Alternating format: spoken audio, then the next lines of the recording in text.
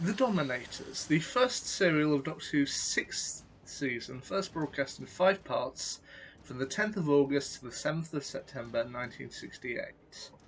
Now, this is one story I actually got wrong for a long time. Upon seeing stills from it, I personally thought the Dominators were referring to the robots that are in it, but no, they're actually more than humanoid characters, and the robots simply known as quarks.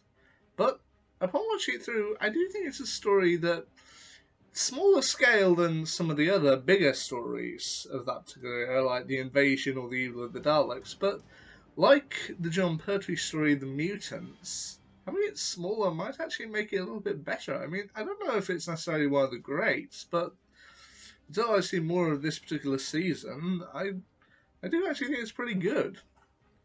So the second Doctor, played by Patrick Troughton, as well as his companions Jamie McCrimmon, played by Fraser Hines, and Zoe Heriot, played by Wendy Padbury, land on the planet of Dulcis, planning to just enjoy a small holiday, a small vacation, just have some time off and enjoy themselves. However, they've landed on the island of Death, and they're a little bit confused because there's seemingly no radiation. And the Doctor is a little confused as to why there would be radiation there in the first place, is because he knows that the Dulcians are a peaceful race, so like, surely they wouldn't have even had atomic bombs alike. You eventually find out that these weren't from atomic bombs, but more for atomic energy. An experiment that was done. The experiment was a failure and it was ultimately called off, but anyway, the main thing they have to deal with, the main problem they have to deal with is uh, a group called the Dominators, specifically two named Rago and Toba, played by Ronald Allen and Kenneth Ives. And while the Dulcians are seemingly a peaceful race and trying to be kind of fairly diplomatic, the Dominators, they're not quite so innocent.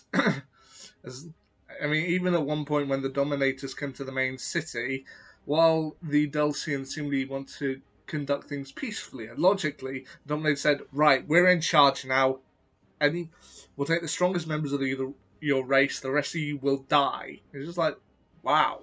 Wow, you're really throwing that out there. Now, the Dominators have also seemingly brought with them some robots, so I said quarks, which look like basically a large box with legs. It's got arms that kind of fold into its sides and then flip out like that, and heads that are seemingly balls with spikes, spike balls. And as I said, when I first saw stills from this particular story, I personally thought that these were the titular Dominators. But no, they're just quarks. The only thing I would really say against the Quarks is that they're voiced by Sheila Grant at the time, but when they first talked with those high pitched voices, I thought, wow, that's not the voice I expected to come out of those machines. But fair enough. I mean, it's kind of like the dog from Up, the Doberman. Like when you hear it speak with that high pitched voice, you're not expecting it, but it's a little funny. I think it's the same here with the Quarks. Just hearing that kind of voice coming out of these big machines with spikes and guns coming out of them, that's not the voice you expect. But at the same time, I do think it works. Anyway, what is eventually revealed that the Dominators are trying to do with this planet of Dulcis is that they plan to put kind of 4 rockets and a special drill into the planet, which will then cause the planet to create nuclear volcanoes, basically. And then they use that nuclear energy to power their warships, while at the same time reducing Dulcis to ashes, basically. They plan to destroy a planet just to provide energy for their ships. But the Doctor and friends have to be able to stop them. People who they get to help them along the way include the son of the director, named Cully, played by Arthur Cox, who apparently people at the Capitol are a little hesitant to believe when he says that there are robots going around, purely because he's got a bit of a history in the past of being a prankster. Which is nice to see. He provides a nice character. And you've also got an educator named Balan, played by Johnson Bailey, who's seemingly been leading I want to say a survey of the island. the Island of Death, and also two of his grad students, named Kando, played by Felicity Gibson, and Teal, played by Giles Block. And I do think it provides a nice mix. I mean, I will admit the story isn't necessarily brilliant, but at the same time, as I said, like the mutants, it's one that is fairly simple, but it works.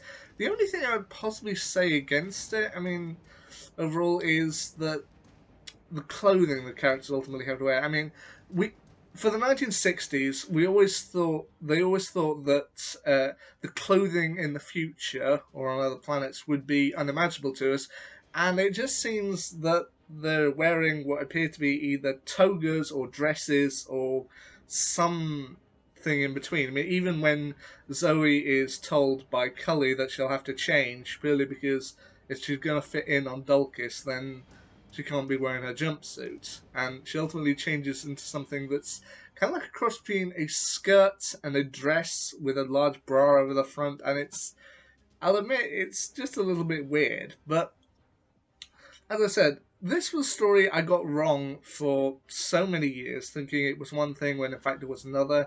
And I will admit that the way they end up solving it does feel about right. I mean, I also do love the small bit of humour at the end of the story. Like, they managed to defeat the Dominators, and it's like, well, hadn't we better get going then? It's like, well, isn't this planet still technically in a little bit of danger? It's like, well, no, I mean, they'll get a minor kind of volcano, a tremors here on the Island of Death, but the rest of the planet should be fine. It's like, yes, but isn't the volcano about to come here now? Which is like, oh. Oh! And it's just, I personally love that. I mean, okay, running it right before the credits, possibly it's a little bit jarring, but yeah. So, as I said, The Dominators, I don't know if it's the greatest second Doctor story ever. I mean, I'm sure a lot of people will go to stuff like The Invasion or The Evil of the Daleks for that, but like with the mutants, it's a lot better than I expected it to be, and I do think it's one that people should check out. I'm glad I got it over Christmas, and you know what? It's a good story. So there you go, that's my quick little review of The Dominators. What will my next classic story be? Well, at this point, I still have no idea. Anyway, until next time, see ya.